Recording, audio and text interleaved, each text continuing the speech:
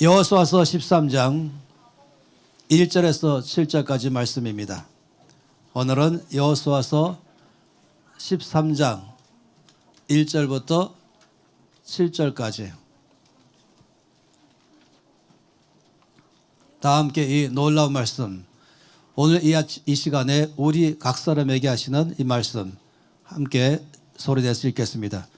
여호수아가 나이가 많아 늙음에 여호와께서 그에게 이르시되 너는 나이가 많아 늙었고 얻을 땅이 매우 많이 남아있도다.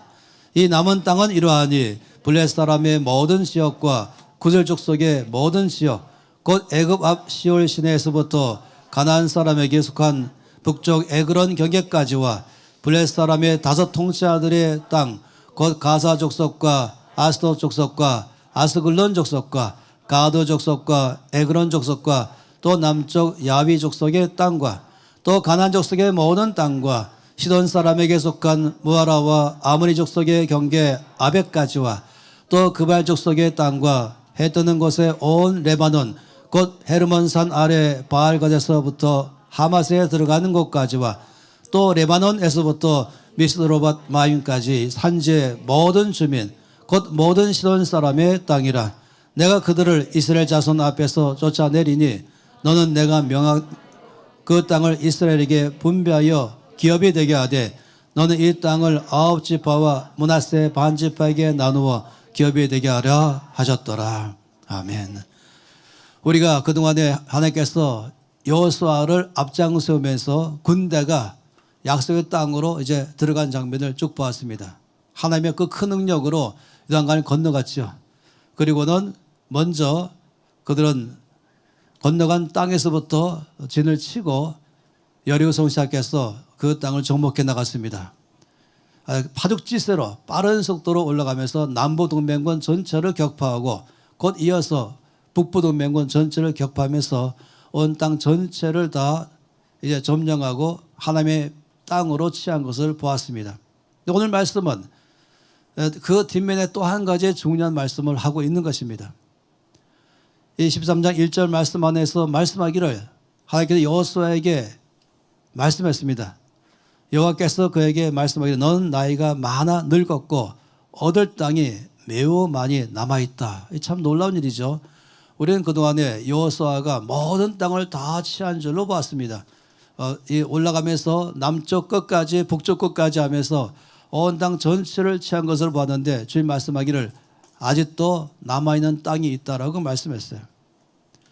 근데 그 남아있는 땅을 말씀할 때 너희 나이가 많아 늙었다라고 말씀하고 있잖아요. 이 말씀은 자칫 잘못하면 오해할 수 있습니다. 마치 여호수아가 너무 늙어서 하나님의 약속한 땅을 다 못 취했다 이렇게 말하기 쉽습니다. 아니면 여호수아가 너무 능력이 모자라서 하나님 주신 땅들을 다 못 취했다라고 말하기 쉽습니다. 이 말씀은 그 말씀이 아닌 것입니다.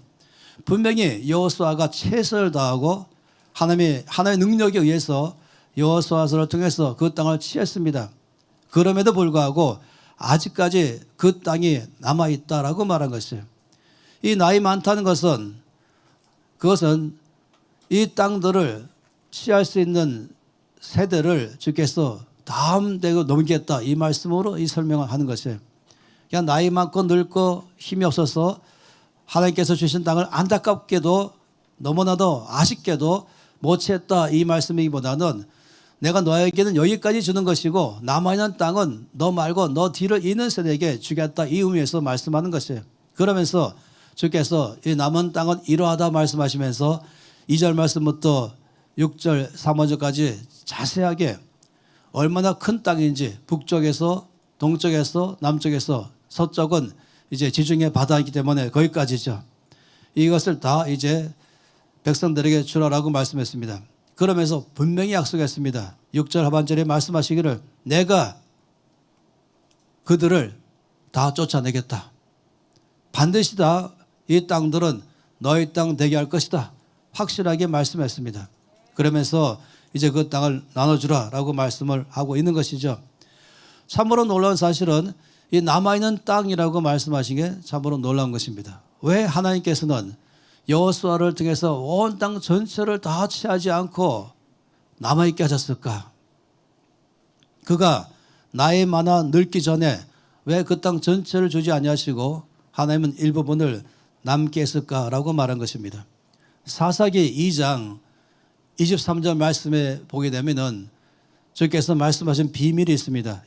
여호와께서 그 이방 민족들을 머물러 두사 그들을 속히 쫓아내지 아니하셨으며 여호수아의 손에 넘겨주지 아니하셨다. 이게 비밀인 것이에요.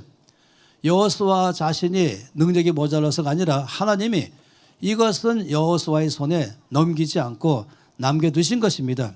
그들을 속히 쫓아내지 아니하시고 여호수아에게 대부분의 땅을 차지했지만 그래도 여전히 남은 땅들을 하나님이 남겨두신 것입니다. 왜 그렇게 했을까 하는 것이에요.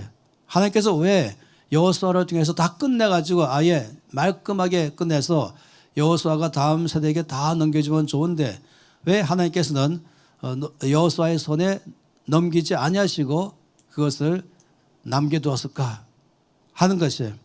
왜 부분적으로 그 땅을 정복하지 않겠을까 하는 것이죠.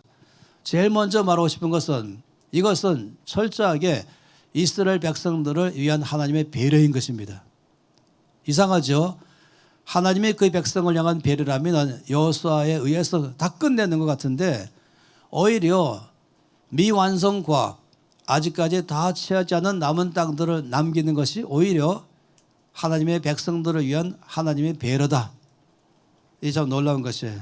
여러분, 하나님은 이미 오래전부터 이 비밀을 말씀했습니다. 출애굽기 23장 28절부터 31절 말씀에서 주님은 이전부터 말씀했죠. 내가 왕벌을 내 앞에 보내리니 그 벌이 히위 족속과 가나안 족속과 헷 족속을 내 앞에서 쫓아내리라. 그러나 그다음 말씀해요. 그러나 그 땅이 황무하게 되어 들짐승이 번성하여 너희를 해할까요?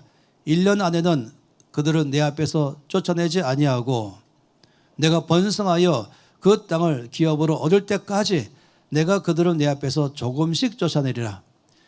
여기 1년 아니란 말은 기간적 1년을 말하는 게 아니라 단기간에는 하지 않겠다. 조금씩 쫓아내겠다. 내가 너의 지경을 홍해에서부터 블레셋 바다까지 광야에서부터 하수까지 정하고 그 땅의 거민을 내 손에 붙이리니 내가 그들은 내 앞에서 쫓아낼지라. 분명히 말씀하기를 내가 쫓아내겠다 하신 다음에 놀랍게도 조금씩 쫓아낼 것이다 라고 말씀했어요.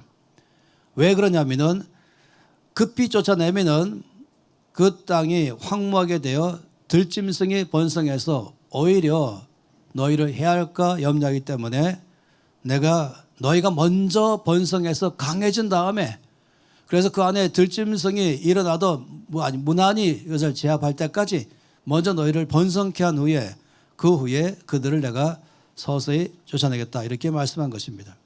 다시 말하면 그 땅을 주께서 취하실 때 놀라운 원칙 하나는 뭐냐면은 그 땅을 취하는 것이 중요한 것이 아니라 그 땅을 취해서 그 땅에서 하나님 나라를 세울 수 있을 만한 하나님의 나라를 거기서 이룰 만한 영적 근육이 있는 것이 더 중요한 것이에요. 그 땅을 취하는 게 목적이 아니잖아요. 모든 이방 민족을 쫓아내는 게 목적이 아닌 것이에요. 이건 1차이고 그 땅을 취한 다음에 거기에 하나님의 나라를 세우게 한 다음에 더 나가서 제사장 나라가 되어서 온 열방을 축복하는 나라가 되기를 바란 것입니다. 먼저 거기에 이방 우상들을 다 제거하고 거기 이미 만연되어 있는 모든 잘못된 세상적 가치관을 다 무너뜨리고 성경적 가치관을 가지고 하나님 중심의 나라를 세우는 이 일, 이것도 없이 그런 근육도 없이 그냥 다 쫓아낸다면은 그들은 근육이 약해서 사방에 밀려오고 있는 이방 문화, 사방에서 몰려오고 있는 세상적 가치 기준을 그걸 물리치면서 하나님의 나라의 기준으로 세우는 일을 할 수가 없는 것입니다. 영적 근육이 먼저 만들어져야만 그래야 그 땅을 다 주겠다라고 말씀하는 것이에요. 다 취하지 않게 하신 이유는 먼저 그들이 강하기를 바랬던 것입니다. 때로는 우리가 오해를 많이 하죠. 열심히 수고하는 데 비해서 결과가 내가 원하는 만큼 이루어지지 않을 때 난 몸이 주의 뜻대로 살고 있는데 순종하며 살고 있는데 정말 열심을 다해 수고하는데 내가 원하는 만큼의 결과가 빨리 오지 않을 때 전 여러 사람들이 이것 때문에 어려워하는 것을 봅니다. 그러면 잘못하면은 첫째 정죄감이 빠지죠. 혹시 내가 뭐 잘못됐나? 혹시 내가 뭐 잘못 살고 있는가? 하면서 자꾸 내 안에 혹시 뭐 죄가 없을까? 이것만 살피는 사람이 있습니다. 또 어떤 사람은 두 번째 자세는 남을 원망하죠. 지금 내가 원하는 이 결과를 얻지 못하게 만드는 누가 없을까? 하고 즉시로 그런 사람을 색출해내가지고 그런 막 거기다가 비난의 화살을 마음으로 돌리는 거죠. 저 사람 때문에 저 일 때문에 지금 내가 원하는 결과를 얻지 못한다. 아니면 속히 결과를 보지 못할 때에 가는 또 다른 자세는 자꾸 실망하기 시작하는 것이에요. 열심히 힘을 내서 주의 뜻을 따라서 살다가 그래봤자 결과가 빨리 안 나오네. 정말 이렇게 사는 게 올바른 것일까? 이렇게 사는 게 과연 말씀하신 대로 일어날까 내 속에? 그건 가끔씩 어떤 사람의 간증이 나오는 것이지 나에게 일어날까? 아마 나에게는 일어나지 않을 거야 하면서 쉽게 실망하고 포기해버리고 처음에 허리띠를 졸라매고 모든 대가를 지불하면서 의욕을 가지고 하다가 어느 순간부터 의욕도 상실해버리는 경우들이 발생할 수 있습니다. 아주 심하면은 하나님을 원망한다니까요. 하나님 의심하는 것이죠. 정말로 이 말씀대로 살아가면 될까? 내가 그동안 알았던 바는 성경대로 사업하면 망한다고 말하는 말이 사실 아닐까? 분명히 내가 들은 것은 성경대로 사업해야 성공한다고 말하는데 과연 맞는가? 속한 결과를 얻지 못할 때 갖고 있는 마음인 것입니다. 근데 여러분 하나님의 원칙을 항상 기억해야 됩니다. 신명기 7장 22절에 다시 한번 말씀했어요. 신명기 7장 22절에 또 말씀했죠. 아까 주님께 말씀은 아직까지 시내 산에 모으면서 말씀하시고 이젠 다시 한번 40년 지나고서 이제 마지막으로 약속의 땅에 들어가기 직전에 또 한번 말씀했어요. 이것이 바로 신명기 7장 22절의 말씀이에요. 내 하나님 여호와께서 이 민족들은 내 앞에서 조금씩 쫓아내리라. 너는 그들을 급히 멸하지 말라. 들짐승이 번성하여 너를 해할까 하노라.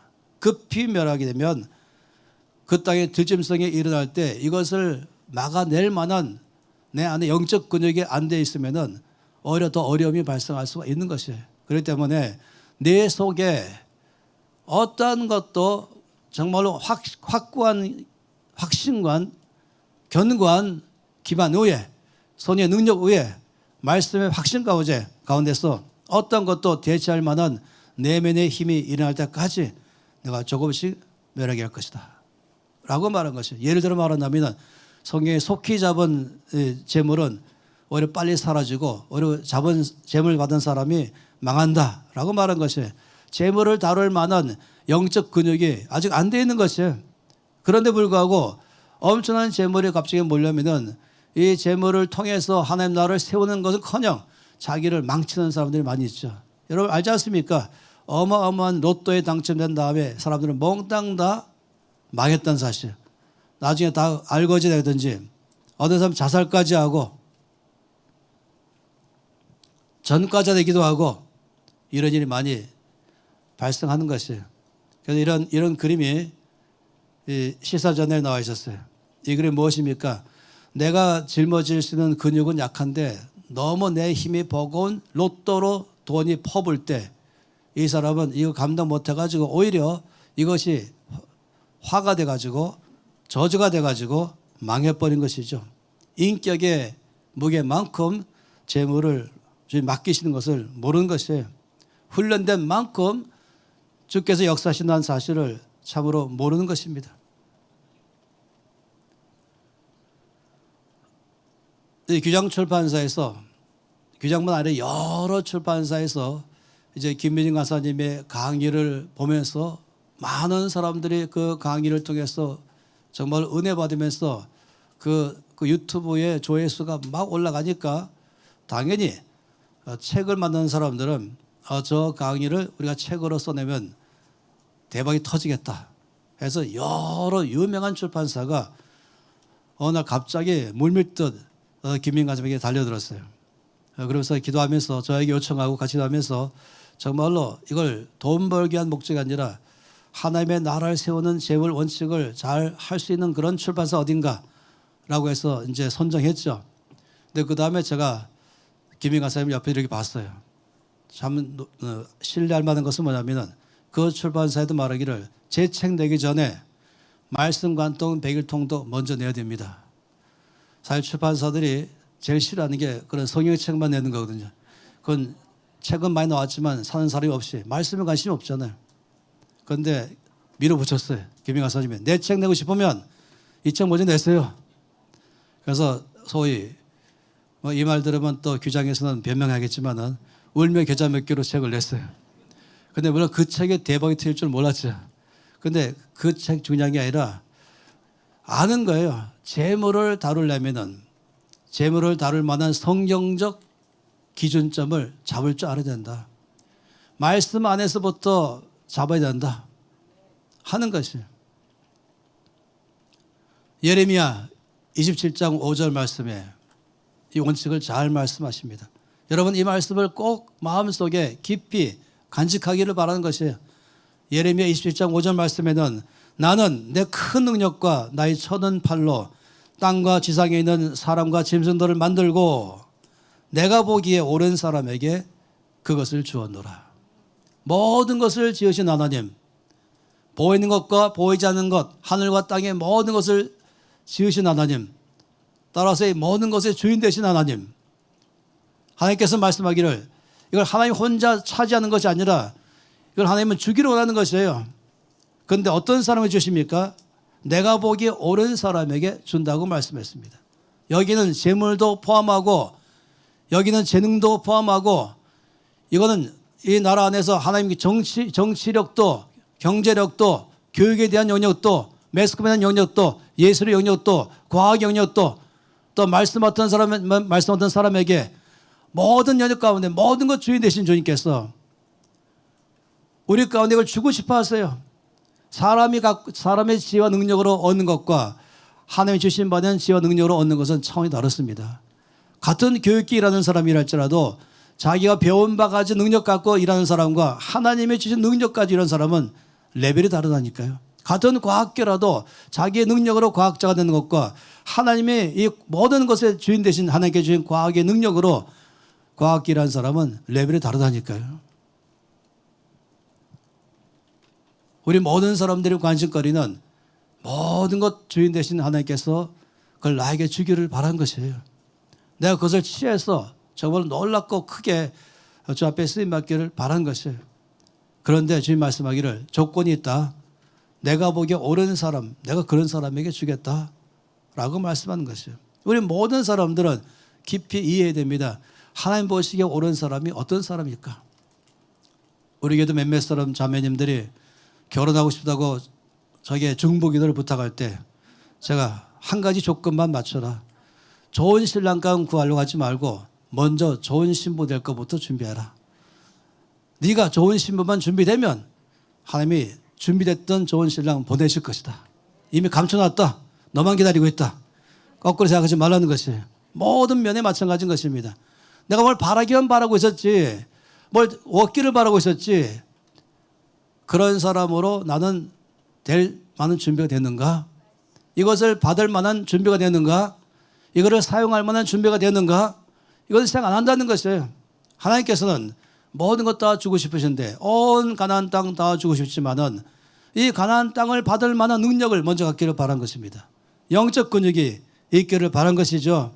그러다 보니까 먼저 하나님의 말씀에 의해서 내 안에 이것이 지식으로 아니라 내 삶 안으로 들어오도록 원하는 것이죠. 그래서 우리가 이 말씀 통독 운동을 벌이는 것이에요. 그래서 체리 운동을 벌이는 것이에요. 그래서 오키 운동을 벌이는 것이에요. 이것은 하나님 나에게 주시는 모든 것을 받을 만한 영적 근육 만들기 운동인 것입니다. 절대로 잊지 않기를 바란 것입니다. 가나안 땅에 남아있는 모든 땅들은 능력 부족해서 못 받은 것이 아닌 것이에요. 실력이 없으므로 못 받는 게 아닌 것이에요. 하나님께서는 이것을 다 주실 것이에요. 반드시. 그러나 먼저 영적 근육을 만들어라. 그래야 줄 것이다. 이 소아시아 선교 단기 선교 여행을 우리가 가끔씩 하잖아요. 한 경년으로 가려고 늘 애를 쓰는데 가면은 이 사도 바울과 바울 팀에 의해서 목숨 걸어가면서 그 모든 지역 전체가 다 복음화되었었는데 2000년 후에 지금 가보면은 너무나 안타깝게도 그건 흔적만 남아있는 것이지 전체는 이슬람화되어 있는 것이에요. 전 처음 갔을 때에 너무 마음이 아프고 충격적이어서 주 앞에 나갔어요. 왜 이런 일이 발생했습니까? 이슬람이 더 강해서 그런 것입니까? 기독교가 약해서 그런 것입니까? 이건 기독교 대 이슬람의 전쟁입니까? 그래서 역사를 연구하기 시작했어요. 그러면 제가 예상하기로는 이슬람이 들어오면서 모든 기독교인을 다 죽여버리고 추방하면서 교회를 불태워버리고 그렇게 해서 이슬람화 시킨 줄 알았었어요. 그게 아니고 놀랍게도 그들은 교회를 핍박하지 않았습니다. 대신에 그들에게 영적 나태함 속에 들어가도록 아주 무기력하게 들어가도록 너무 많은 면에서 그들이 그냥 영적인 나태함에 가도록 만들어 놨던 것이죠. 너무 지나치게 배려를 일부러 준 것이에요. 흔히 이런 얘기 있습니다. GNP가 올라갈수록 교회 성장은 거꾸로 간다. 더 생활 수준이 좋아질수록 사람의 신앙의 열정은 식어간다. 그러면은 교회 성장을 위해서 국가 경제는 발전하면 안 될 것인가? 영적인 성장을 위해서 그러면은 내 주변의 모든 상황들은 여전히 좀 열악한 가운데 있어야 될 것인가? 이 나라가 전 세계를 섬기려면은 정치적으로 또 경제적으로 아주 부유해야만이 강해져야만이 섬길 것인데 그럼 나라의 축복을 구할 것인가? 그것이 오히려 교회가 저주가 되는가? 이것 때문에 저는 아주 오랜 세월 동안에 고민을 참 많이 했습니다. 가장 바라는 것은 이 나라의 경제가 발전되고 정치가 힘이 있어서 전 세계를 섬기는 코리아 되기를 바라는데 동시에 그러면서도 교회가 성장하고 부흥하고 모든 크리스찬들이 힘있게 살아가면 얼마나 좋을까 하는 것이 참으로 그런 일은 쉬운 문제가 아닌 것입니다. 은혜가 많이 필요한 것입니다. 먼저 우리가 영적 근육이 커져야만이 먼저 우리가 이 모든 것을 재물과 모든 것을 다룰 만한 힘이 생겨야 그래야 주께서 우리를 통해서 역사하기 시작하는 것입니다. 이거는 개인적인 상황에도 마찬가지고 교회의 상황도 마찬가지고 이거는 국가적인 차원도 마찬가지인 것입니다. 바다에서 나는 이 진주 알지 않습니까? 조개 속에 나오는 진주 알지 않습니까? 어떻게 해서 그 조개 안에 진주가 만들어지는지 여러분 알지 않습니까? 그건 원래 진주가 아닌 것이에요. 그 조개 안으로 끊어시 들어오는 이물질을 그것 때문에 조개가 힘들어하는 것이에요. 그것 때문에 힘들어하면서 살고 있는데 놀랍게도 이 이물질이 점점 조개가 그걸 견디면서 입을 악물고 있다 보니까 그것이 굳어지면서 놀라운 조개로 바뀌어버린 것입니다. 그래서 이 진주 그러면은 뭐를 말하냐면은 아름다움의 상징으로도 말하지만은 인내의 상징으로 말하는 것입니다. 고통을 받지만 이 고통을 꽉 참고 견디면은 여기서 놀라운 진주가 나올 것이라는 것에 대한 상징이 바로 이 진주인 것이에요. 이 진주 우리가 알지 않습니까? 우리가 바라보는 이 진주, 이 조개 안에 있는 진주, 갑자기 어느 날 뚝 떨어져서 행운적으로 이 속에 진주가 들어간 게 아닌 것이에요. 원래 진주가 아닌 그냥 이물질이었죠. 그런데 이것을 조개를 괴롭힐 때마다 끌끄게 참고 견디고 꽉 다물고 있을 때 서서히 이것이 진주로 되어간 것입니다. 이 아름다움의 상징이지만 또한 동시에 모든 고통 가운데 견딘 것에 대한 상징인 것입니다. 우리의 삶이 마찬가지죠. 우리의 삶 가운데 고통이 있을 때 빨리 응답되지 않고 빨리 해결되지 않고 여전히 내 안에서 나를 괴롭게 하는 고통이 있을 때 사실은 그 속에서 하나님 나를 이제 앞으로 하나님의 큰 축복을 받을 만한 영적 근육을 만들고 있다는 사실을 알아야 되는 것입니다. 거기서부터 기도하는 법을 배우게 하고 거기서부터 주님을 신뢰하는 법을 배우게 하고 거기서 진정한 믿음을 배우도록 하게 하는 것이죠. 우리가 졸부란 말을 많이 쓰지 않습니까? 어느 한 지역에 정말 이 시골 깡촌에 가장 가난한 사람이 살던 그곳에 정부가 거기 전체를 도시개발로 바꾸는 순간에 어마어마한 땅값이 올라가면서 전부 부자가 된 사람들, 벼락부자가 된 사람들, 이거를 졸부라고 말하잖아요. 그리고 참으로 안타깝게도 그 부가 그들을 축복으로 이끄는 것이 아니라 오히려 행복했던 그 삶을 파괴하는 대로 이끌어가는 것이죠.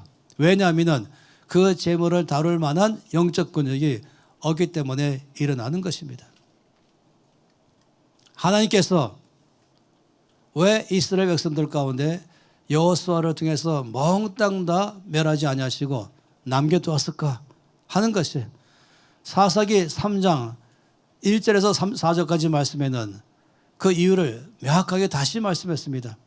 이 사사기 3장 1절에서 4절까지 말씀 보니까 여호와께서 가나안의 모든 전쟁을 알지 못한 이스라엘을 시험하려 하시며 이스라엘 자손의 세대 중에서 아직 전쟁을 알지 못하는 자들에게 그것을 가르쳐 알게 하려 하사 남겨두신 이방 민족들은 쭉 말씀했습니다. 남겨두신 이 이방 민족들로 이스라엘을 시험하여 여호와께서 모세를 통하여 그들을 조상들에게 이르신 명령들을 순종하는지 알고자 하셨더라. 두 번째 보고 싶은 것이 있어요. 왜 주께서 여호수아를 통해서 모든 가나안을 다 멸하지 아니하시고 남겨두었을까? 첫 번째는 우리 자신들의 영적 근육을 키우기 위한 것이라면 두 번째는 다음 세대를 일으키기 위한 죄의 계획인 것입니다. 하나님 나라는 한 번에 끝나는 게 아닌 것입니다. 하나님 나라는 10년이 아니에요. 50년이 아니에요. 100년도 아닌 것이에요. 하나님 나라는 500년, 1000년, 좀 재림할 때까지 주의 나라가 이어져가기 바라는 것입니다. 우리가 말하고 있는 이 기독교 운명 개운동은 단기간에 될 수 있는 것이 아닌 것입니다. 이거는 30년, 50년, 100년 지나가면서 더 서서히 익어져 가며 더 서서히 견고져 가면서 정말로 온 땅에 대한 주의 뜻을 성취할 때까지 이것은 이어져 가야 되는 것입니다. 아주 훌륭한 한 지도자들이 일어나면서 그때만 반짝거리다가 그들이 죽고 난 다음에는 사라지는 그런 것이 아니라는 것입니다. 하나님 나라는 이어져 가는 것이며 하나님이 주도하시면서 이끌어 가는 것입니다. 그러면 주님께서는 다음 세대를 생각할 수밖에 없는 것이죠. 그 한 사람은 죽지만은 그 세대가 다 죽은 다음에 그 다음 세대가 그것을 이어받을 만한 그런 힘이 없다면 그런 보통 문제가 아닌 것입니다. 우리 이 말씀 사사기 말씀 보니까 왜 주께서 가나안 족속을 남겨두었을까? 그것은 다음 세대가 전쟁을 알지 못하기 때문에 전쟁하는 법을 가르치기 위해서. 그래서 싸우잖아요. 남아있는 족속 때문에 싸우잖아요.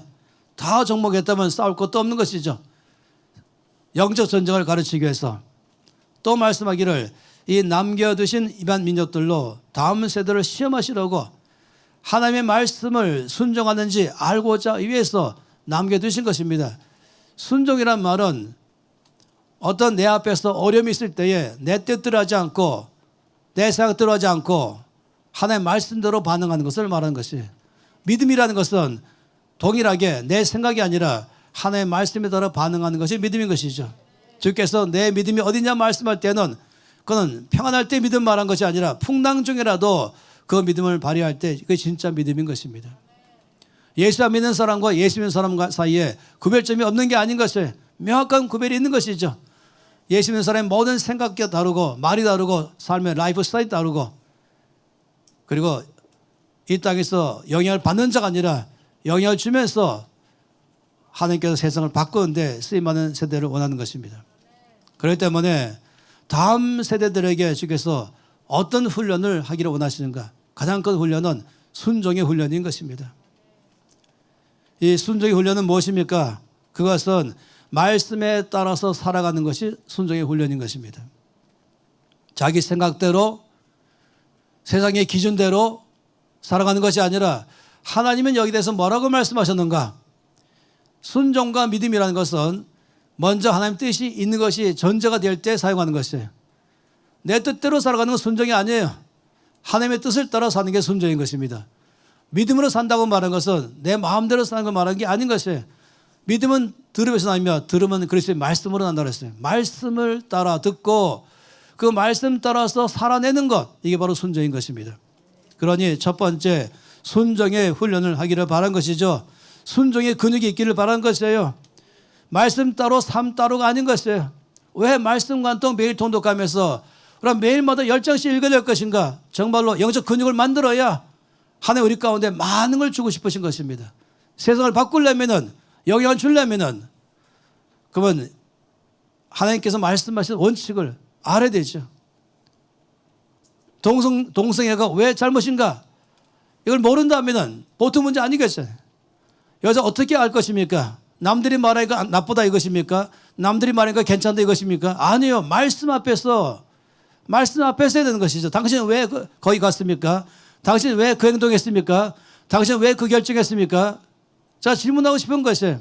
그때마다 내 생각에는, 아니 누구 생각에는, 누구 말에 의해서, 아니 하나님이 성경 어디에서부터 이렇게 말씀하심으로 제가 그래서 말했고, 그래서 결정했고, 그래서 행동했습니다.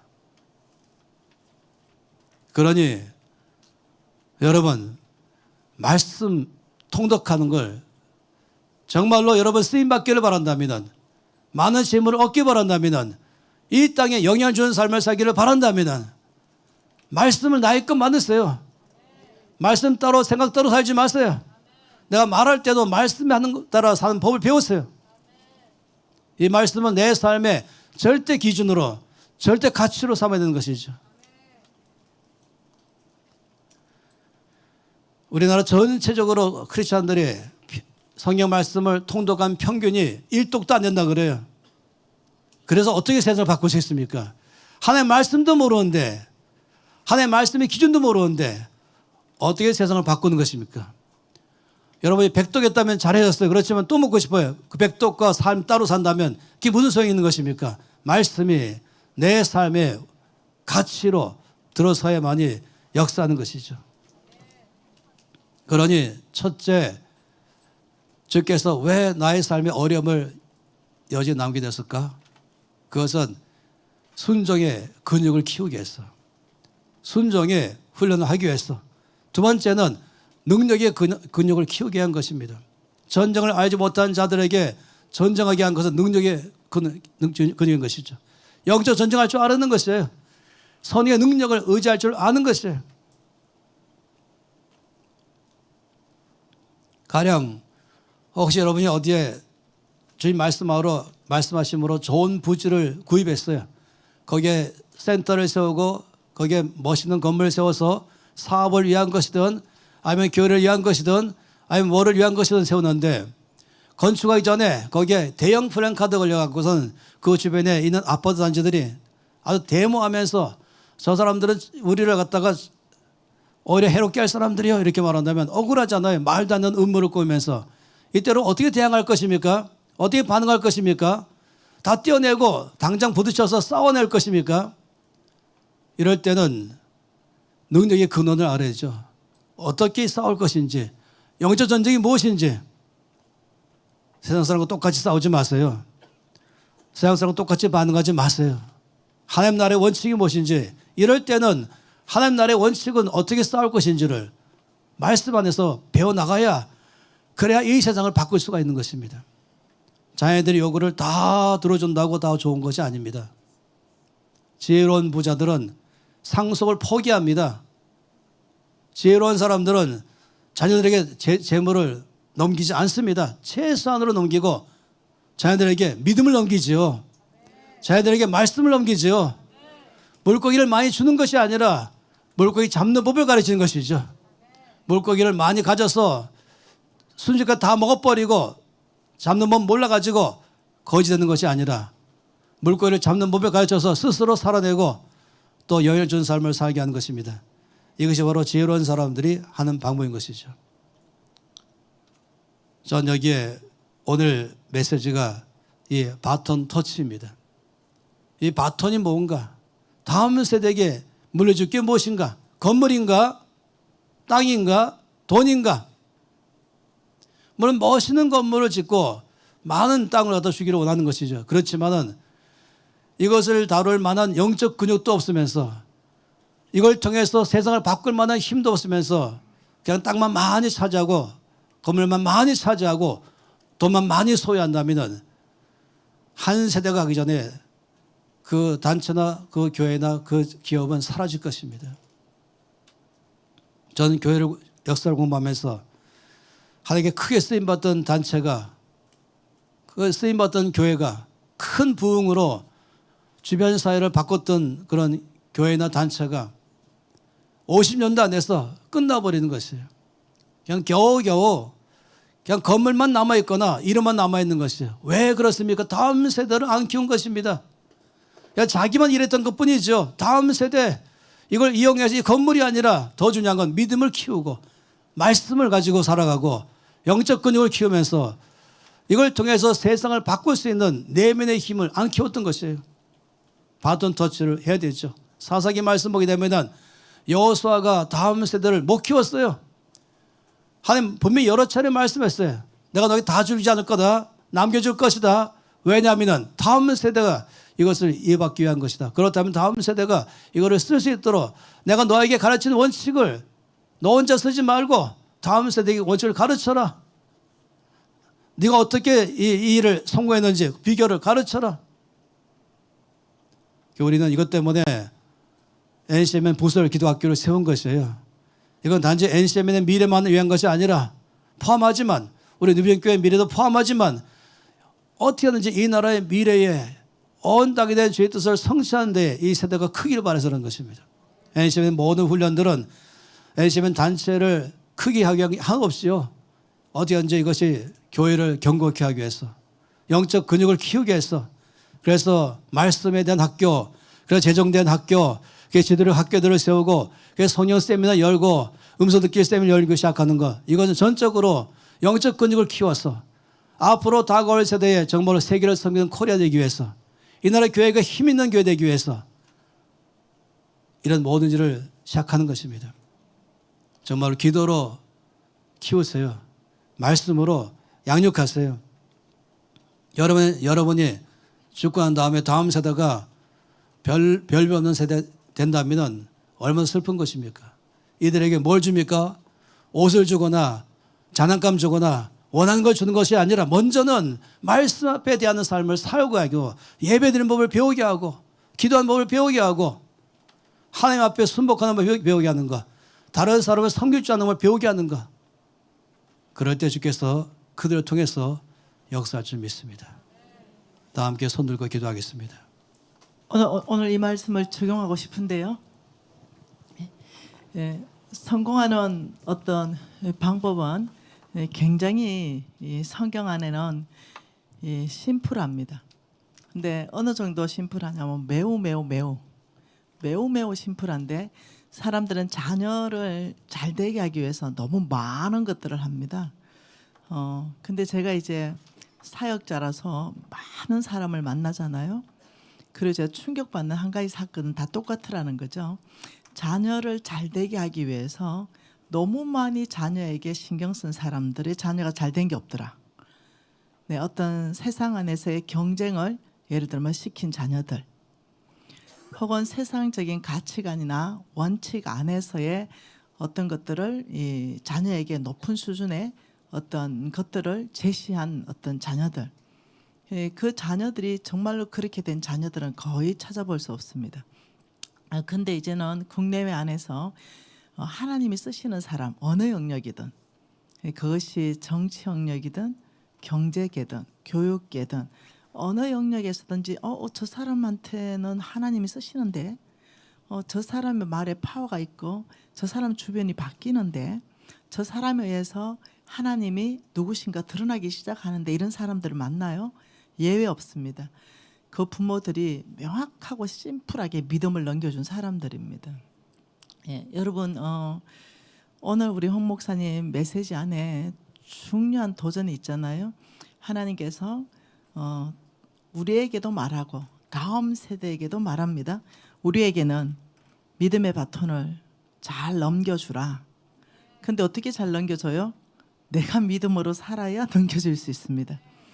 네, 나는 살지 않으면서 자녀에게 믿음의 바톤을 받으라. 자녀가 못 받아요. 내가 살고 자녀가 함께 살아낼 때 믿음의 바톤은 넘어가게 돼 있어요. 그래서 오늘 세 가지로 목사님이 요약해 주셨어요. 첫째, 하나님께서 그 땅을 다 주지 않고 남겨놓은 그 이유는 우리를 훈련시키기 위해서다. 네, 순종의 사람, 순종의 영적 근육을 만들기 위해서다. 두 번째, 전쟁에 능한 능력의 사람 훈련하기 위해서다. 세 번째, 믿음의 사람으로 하나님 만들기 위해서다. 이렇게 얘기했어요.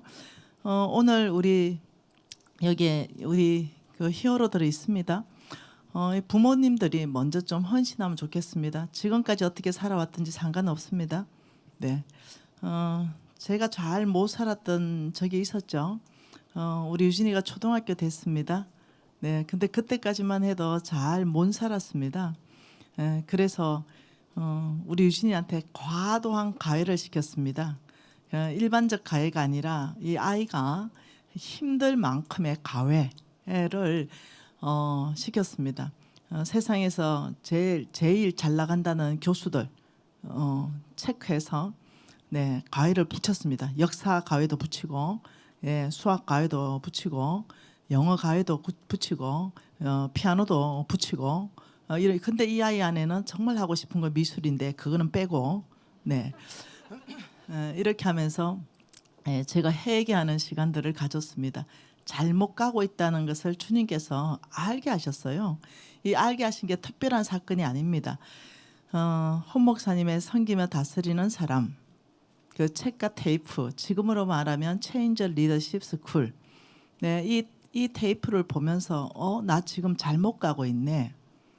뭔가 하나님이 원하는 삶에서 많이 벗어나 있는데 내가 벗어나 있고 굉장히 벗어난 방법으로 지금 자녀를 지금 지도하고 있네.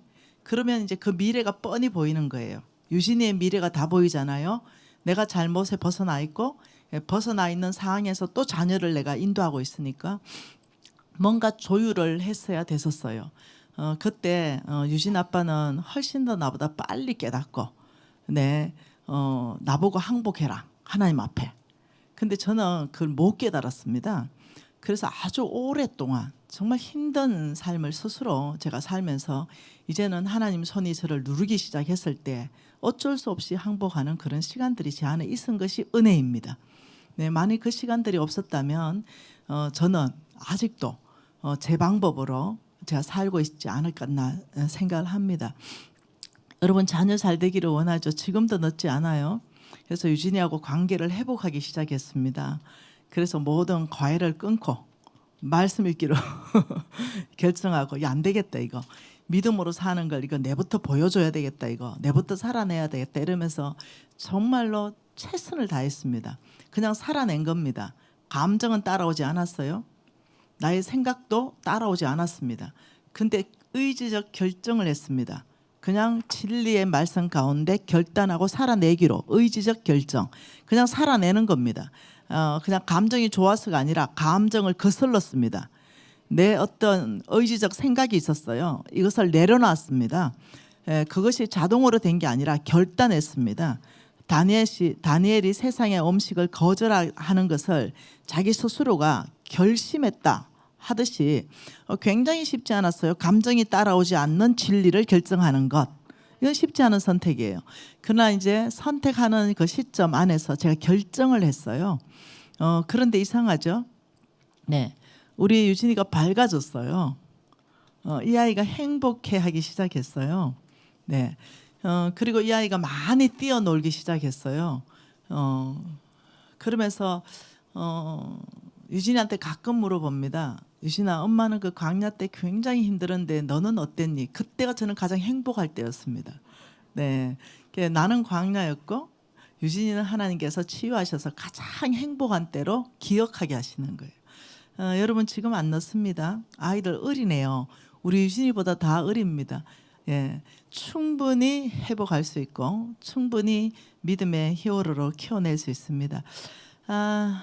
오늘 요 앞에 나와 있는 이 다음 세대 히어로 한번 일어나 볼까? 네, 한번 일어나 볼까? 제가 아는 것은 뉴비전 교회 안에서 전 세계를 끌어갈 리더는 나온다. 저는 분명히 그렇게 알고 있습니다. 자, 우리 다음 세대 한번 돌아볼까? 부모들 앞에 좀 서볼까요? 자, 부모님들 앞에 좀 서볼까요? 자기 아야 모릅니까? 자기 애 앞에 한번 서볼까요? 그리고 여기 나오지 않는 아이들도 그 자리에서 좀 일어나세요. 그 자리에서 네, 초등학생까지 다 좀 일어나 볼까요? 중학생까지 일어나 볼까요? 중학생까지 일어나 볼까요? 좀 나와 볼까요? 우리 중학생까지 좀 앞에 나와 볼까요? 자, 중학생까지 앞에 좀 나와 볼까요? 네, 자, 중학생까지 한번 나와 봅시다. 우리 목사님 고등학생까지 확장하랍니다. 자, 고등학생 한번 나와 볼까요? 네, 올라오세요. 여기 무대 위로 올라오세요. 올라와도 됩니다. 신발 신고 올라오세요. 네. 자, 네, 거기 부모들이 다 자식 앞에 서세요. 여러분, 우리 유비전 교회 공동체가 하나님의 말씀만을 기준으로 아이들을 양육한다면 이 아이들은 목표가 생깁니다. 왜 공부해야 되는지 스스로 깨닫기 시작합니다. 그리고 오직 하나님 말씀의 기준점으로 내가 살아내고 이 아이들을 양육할 때 하나님께서 이 아이들을 쓰기 시작합니다. 다른 방법 없습니다. 이 아이들 서울대 나온다고 하나님 쓰지 않으세요? 이 아이들 하버드에 보낸다고 쓰지 않습니다. 오늘 부모님들은 두 가지를 결정합니다. 여러분 감정 별로 중요하지 않아요. 내려놓으십시오. 진리의 말씀대로 반응하여 이 아이들과 교제할 것을, 여러분 감정으로 말하지 않고 하나님이 맡기신 이 보아, 이 다음 세대 쓰실 리더들에게 나는 아버지 말씀으로 반응하고 말씀으로 양육하며 말씀으로 교제하겠습니다. 여러분 이거 결단하는 거예요. 양쪽이 서로 결정합니다. 자, 먼저 부모님들이 자녀들에게 좀 고백합니다. 고백. 나는 자녀들 들으세요. 자녀들 들으세요. 어제까지 어떻게 어머니 아버지가 살았던지 다 신경 쓰지 마세요. 오늘 새로 시작합니다. 자, 부모도 마찬가지입니다. 어제까지 우리 자녀가 어떻게 살았던지 신경 쓰지 마세요. 오늘 새로 시작할 거예요. 이해되시죠? 오늘 새로 시작할 겁니다. 자, 먼저는 부모가 어떻게 살 건지, 네, 자녀들하고 좀 얘기하는 시간 좀 갖겠습니다. 나는 오늘 이 시간부터 어떻게 살겠다. 자, 여러분 좀 교제하세요. 자, 서로 마주 보면서 교제 좀 하세요. 그 안에도 얘기하세요. 그 아이들한테도.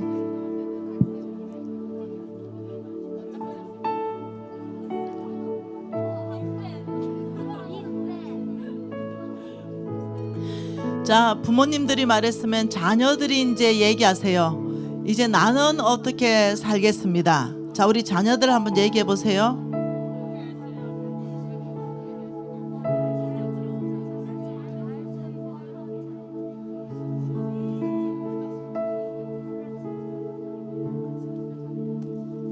자, 오늘 이 순간, 이 시간 하나님께서 지금 들으시고 은혜 주실 거예요. 오늘 고백한 이 고백은 여러분 평생을 따라다니면서 여러분을 믿음으로 살 수 있는 동력을 주게 될 겁니다. 왜냐하면 자녀에게 결정했기 때문입니다. 감정이 나올라 하다가도 중지할 겁니다. 감정이 아니고 진리를 해야지. 이렇게, 네, 제가 우리 유진이가 이쁘지 않을 때 이렇게 말했습니다. 너는 하나님의 보아다. 어떻게 이렇게 독특하게 창조되었니? 이렇게, 네, 그러니 우리 유진이는 기뻐했습니다. 네, 감정을 거슬러서 제가 사랑 고백을 많이 했죠. 자, 오늘부터 다르게 살 겁니다. 자, 서로 축복성 좀 불러봅시다. 자, 우리 부모와 자녀 간에 자, 서로 축복성. 네, 자, 부모하고 자녀 서로 자, 축복성. 하나님의 눈으로 당신을 바라봅니다. 위대한 하나님의 사랑, 하나님의 마음으로 당신을 축복합니다. 열방을 부욕해 한 사랑. 여러분 손을 쭉 뻗으십시오. 여러분 손을 쭉 뻗으십시오. 여러분 모르실 겁니다. 이 아이들 안에서 전 세계를 이끌어갈 영적 리더 나옵니다. 우리 교회 이 아이들 안에서, 각 영역 안에서 탁월함이 드러날 하나님의 사람들은 여기서 나옵니다. 여러분 통성으로 이 아이들을 축복하면서 기도하시겠습니다. 할렐루야, 주님을 찬양합니다. 아버지, 주께서 유비전 교회를 아버지 세우라고 말씀하실 때 하나님의 쓰시는 믿음의 다음 세대를 보내겠다고 말씀하셨습니다. 예, 아버지, 순종하여 유비전 교회는 세워졌고 아버지 다음 세대들을 주님 보내셨습니다. 아버지 이 아이들이 믿음의 세대로 자라날 수 있도록 아버지 부모의 세대가 오늘 하나님 앞에 헌신하기를 결정했습니다. 믿음으로 살기를 결정했습니다. 아버지 자녀들이 결정했습니다. 아버지 이 결정을 주님 복되게 하셔서 하나님이 쓰실 다음 세대 아버지 온 열방 안에서 하나님의 나라를 세워갈 아버지 하나님의 용사 히어로 아버지 이 유비전 교회 안에서 일으킬 줄 믿습니다. 아버지 온 땅 안에서 하나님이 누군지 드러내며 하나님의 나라를 확장해 나갈 아버지 다음 세대 리더 주셔서 감사합니다. 열방을 부욕해 한 사람 열방을 부욕해 한 사람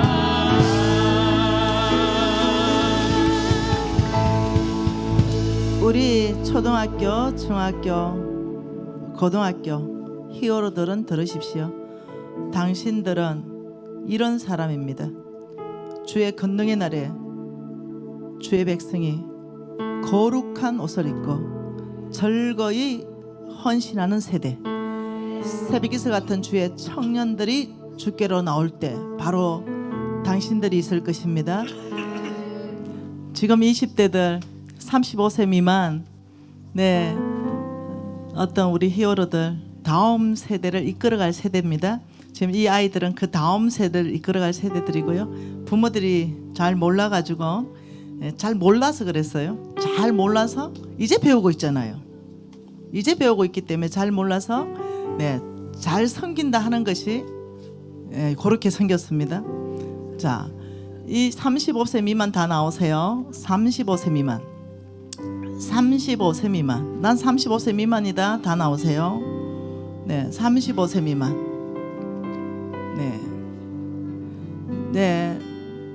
고등학생 이상부터 35세 미만입니다. 다 나오세요. 35세 미만.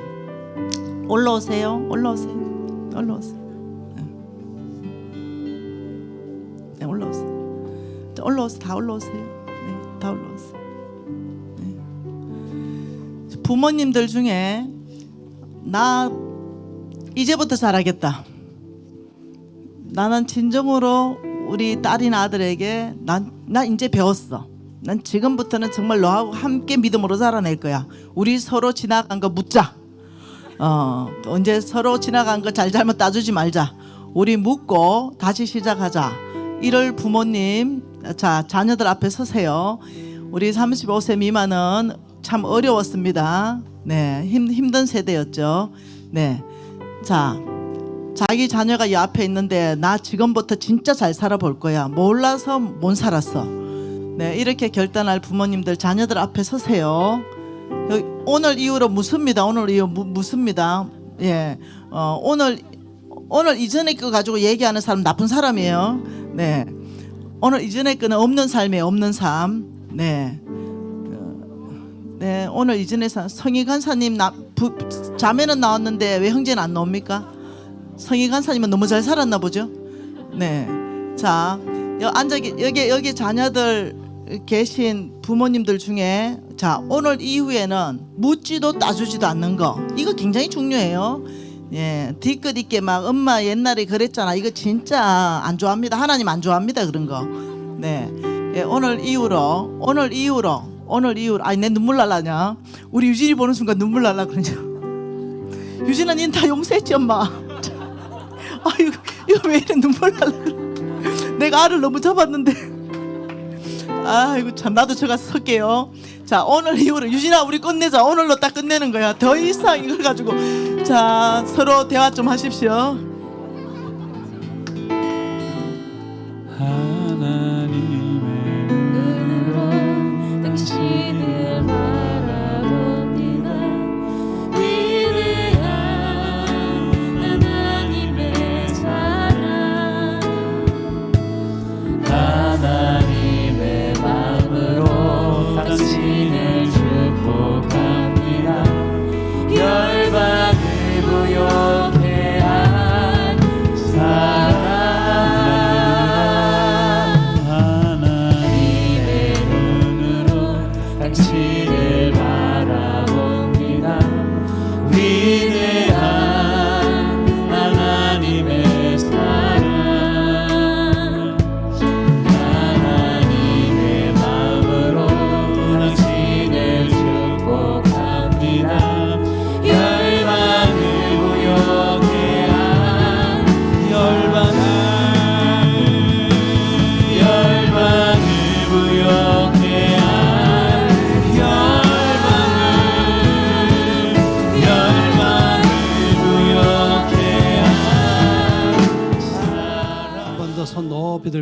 기도하면서 오늘 말씀의 두 가지입니다.